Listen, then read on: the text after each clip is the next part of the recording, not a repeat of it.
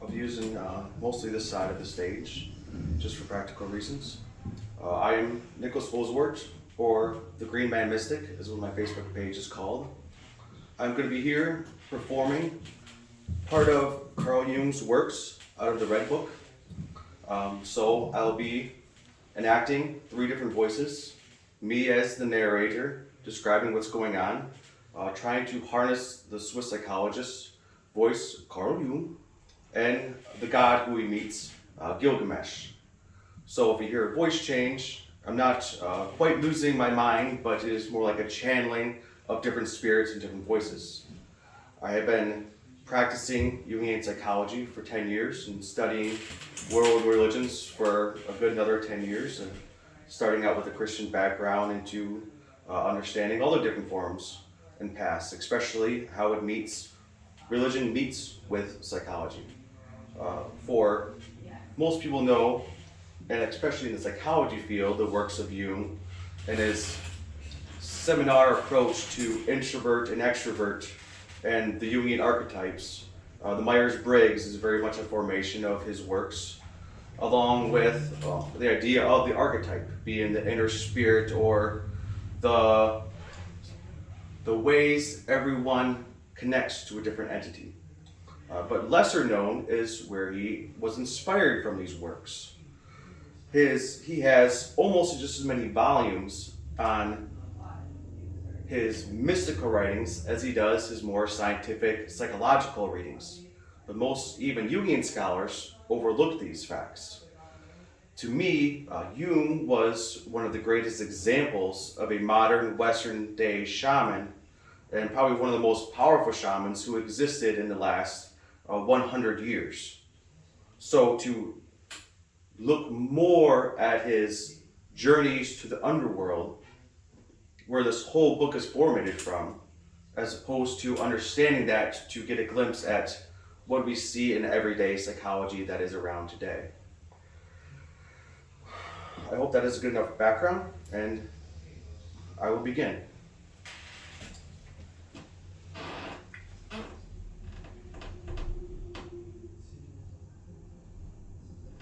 I am on my way to the east. I must find the source of where truth comes from. I have left behind me the Western cultures of man and this active imagination.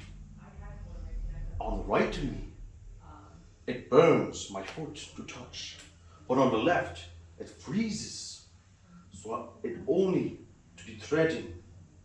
Dead in the center, can I even stand to walk in this strange land of the dying moon?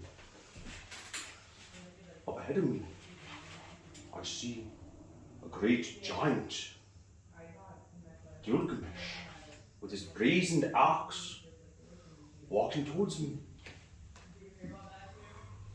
Who goes there?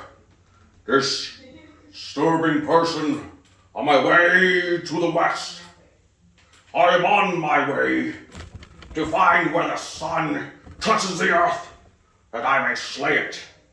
I have been walking for eons to the land of mystery, to take down the sun.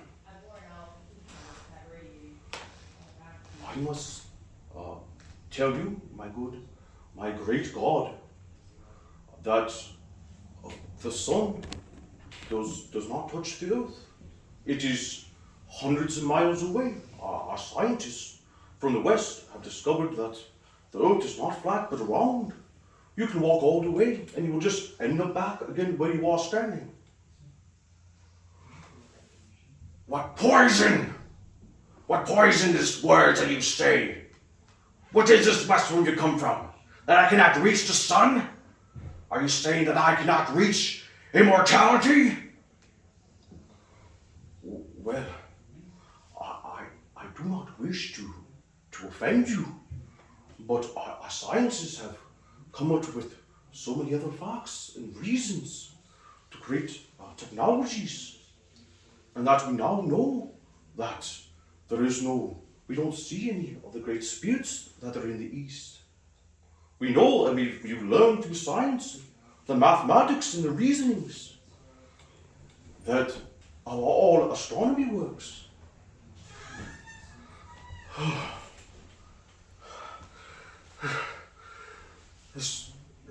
What is this curse you put under me? I can't move. I just say, I cannot hardly even. I feel weak. This must not be. My priest should have warned me of this treachery from the West. The science that you speak of, it is nothing good. It just must be poison for us. For now I cannot even walk or stand. Blasted! I cannot reach the sun where it sets. And now here, as where we stand, is Ben, what we see today in the present. It was not much more previously that Jung was writing in this red book that the famous philosopher Friedrich Nietzsche declared that God is dead. Everyone in here probably knows that even religion, Christianity, has been failing because people don't believe it anymore. We know that nobody ever even believes that these gods that have been described previously have ever even existed. They believe that it was just imagination. But truthfully, we have seen how that has impacted our culture. We have seen the rise of technology growing rapidly, more and more every year, with smartphones, computers, and great medicines that have affected everyone. But likewise, the problems that we now have with suicides on the rise, mental illness on the rise, what this has caused is almost the standstill.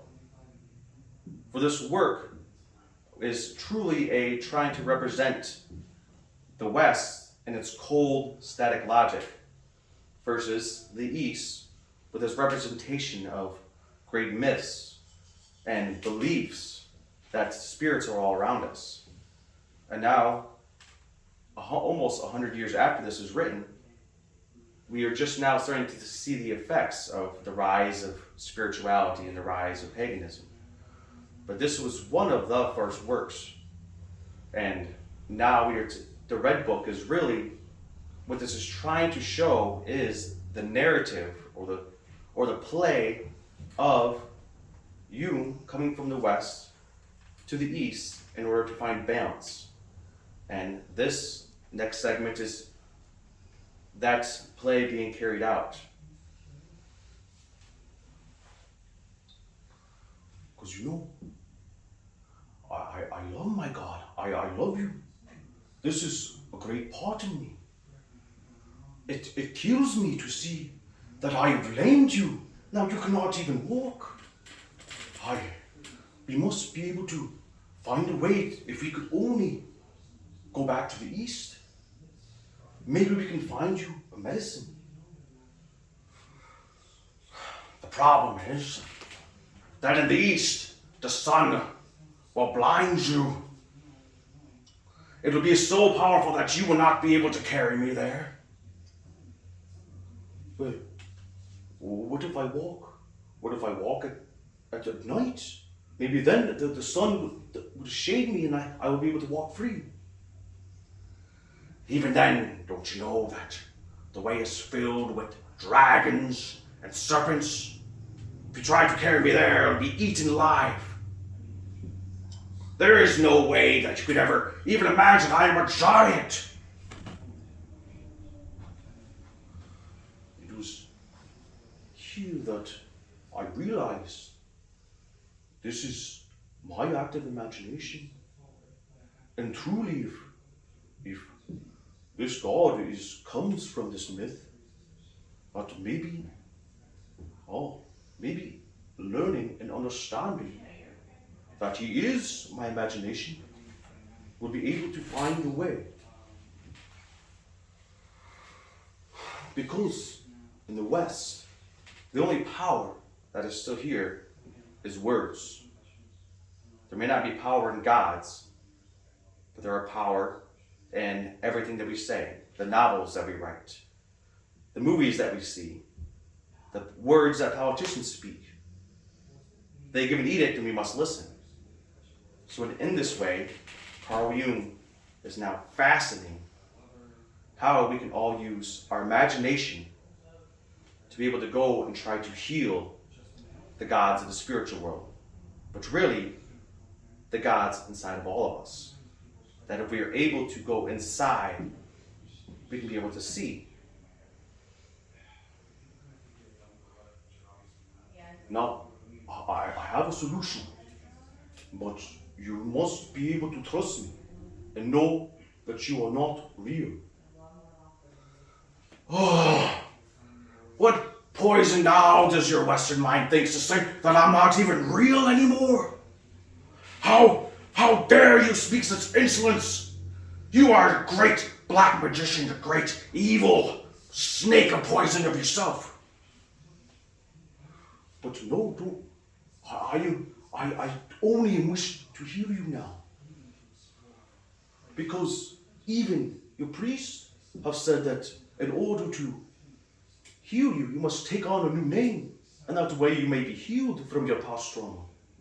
I am trying to keep your name, Gilgamesh, but to change who you are. And in that way, you may be able to be healed. Your words may speak some truth, for our priests have done said this. At this time, we are lost. I'm at your will. Now that you know that you are not real, you are light as a feather. And you was able to pick up the great god Gilgamesh and start the trek back to the western lands easily. And now, instead of being hot and cold, the eastern winds blew and was able to smooth his paths back to civilization. Look there! It's a town, a city. Could we go there? No, my good friend, no. They are where the enlightened minds are. Oh, we cannot go to where they are, for they will take anything that is a great mystery and try to dissect you completely. They are even a danger for any mystical man, for their great powers. You must go to a house that is safe, a house that likewise is a great smaller brotherhood of believers that may actually be able to help and not try to harm you. And it was here that they walked to a small hut. But the doorway, it was nowhere near large enough to be able for the god to fit in, even under the cover of daylight, nighttime. But then you realize that even if he was able to imagine his god being light as a feather, another idea came. No, you will shrink to the size that I can put you in my hand. And the god shrank. He was able to stick his god inside him and put him in his pocket. A great masterstroke, and carry him safely inside.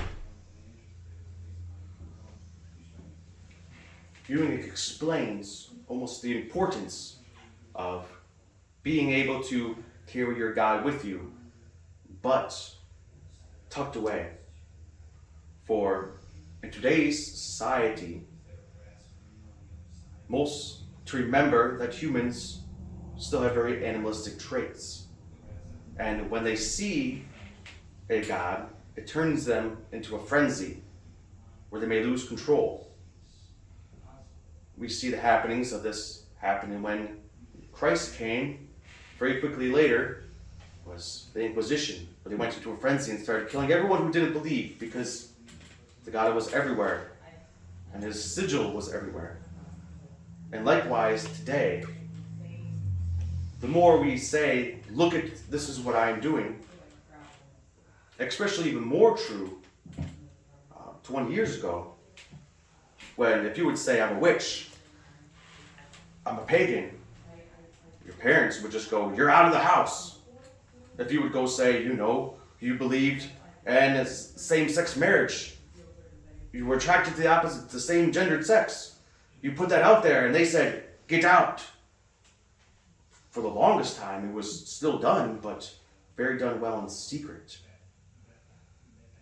And that is why the more we are able to imagine how we want to live in this world, but keep it to ourselves, or else we'll be hanged as blasphemers. But not to be alone. Have the hut of a coven, let's say, we're previously talking about, that you can explore these ideas from. So now, but still, inside this hut, there must be a ceremony to bring the god back to life.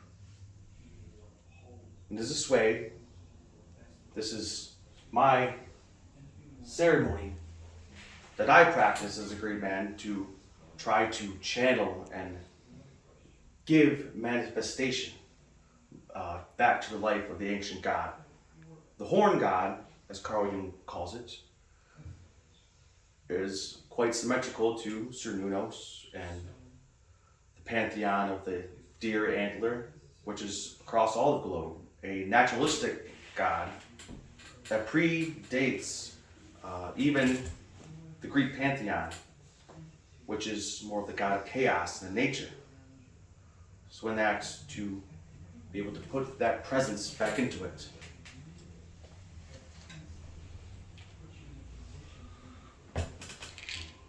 I was born with blood on my hands. I was born with blood on my hands. I was born from the spirit blood of another man. I'll be hungry forevermore.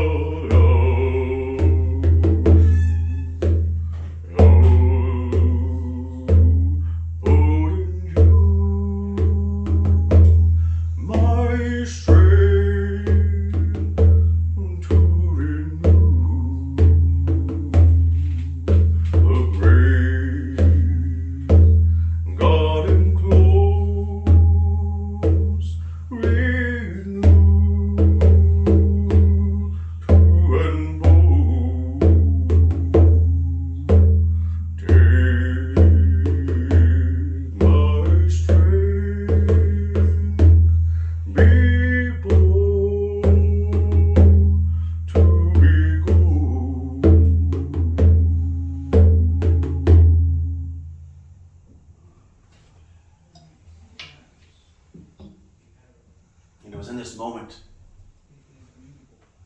that the encapsulated God inside of his pocket, from the inward chanting and invocation, that grew and exploded to a fierce golden light.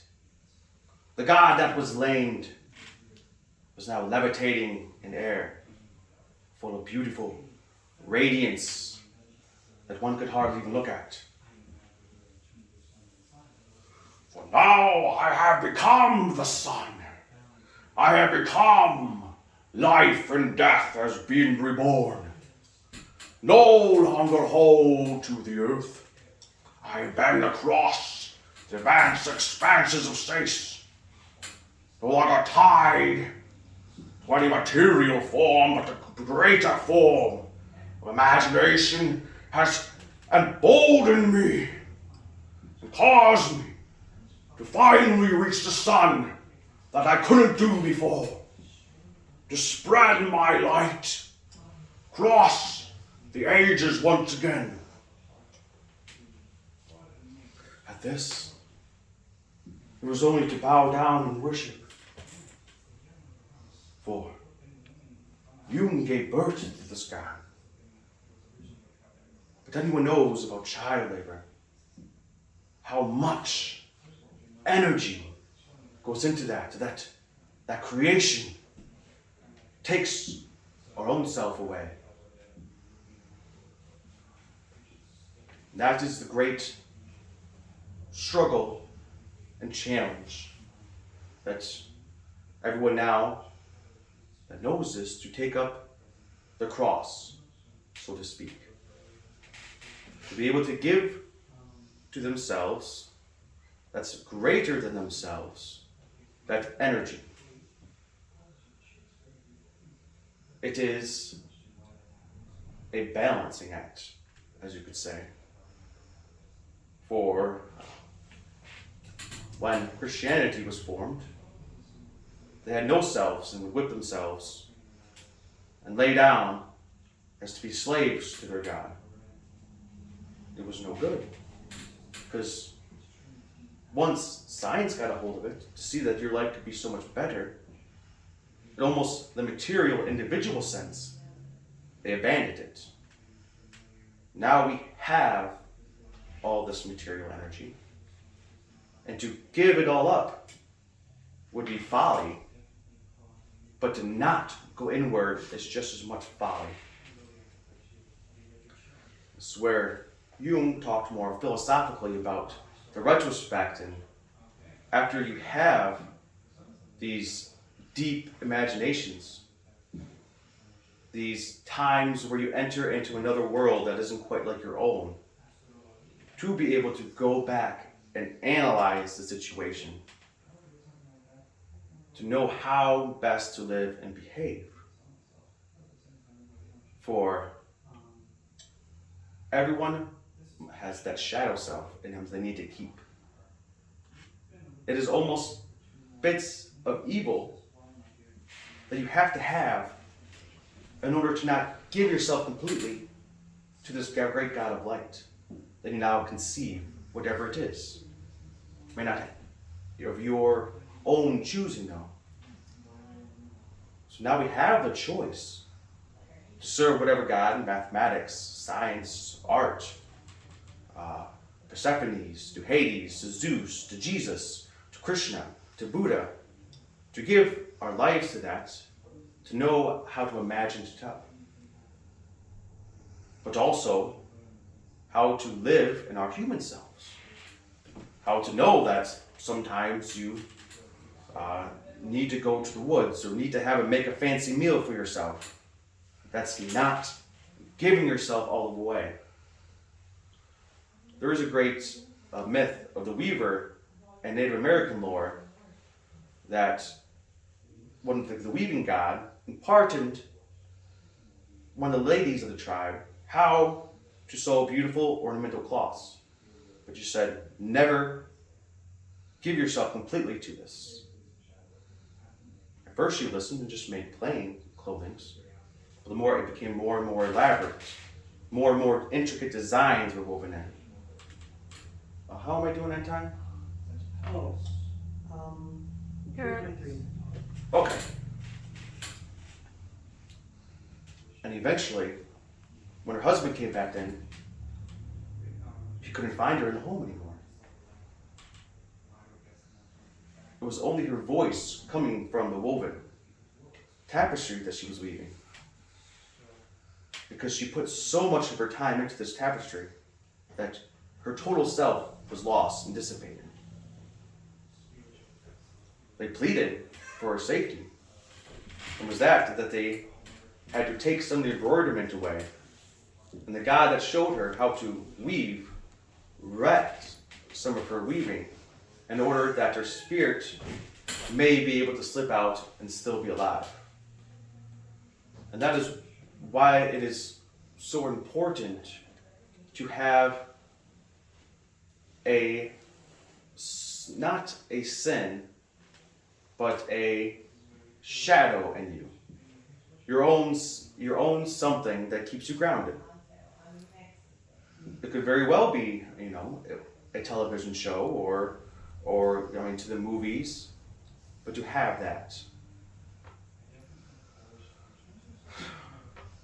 And I speak this in part because the nuances and how Jung traveled to meet a great many other spirits before this, where he met the god Gilgamesh.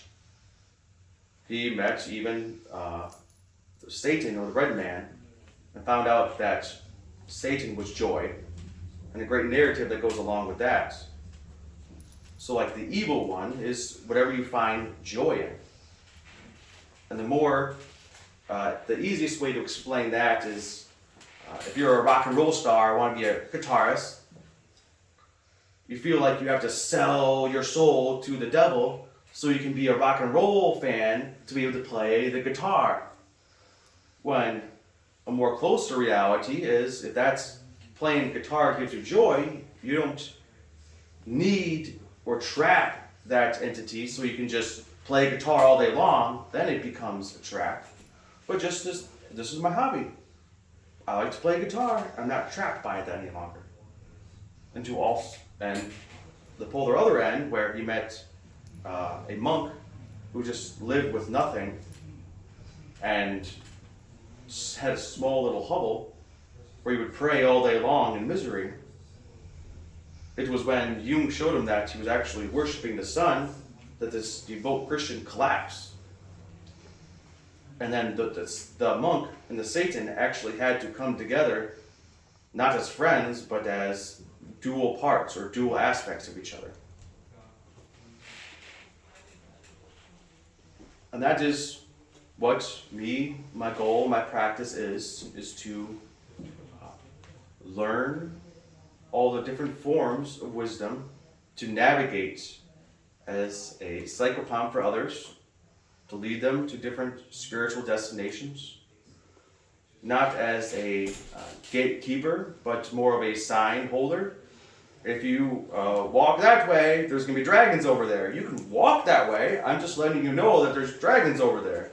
Over there, there's nice water. There is no gate, but there are warnings and signs that everyone must be able to navigate through.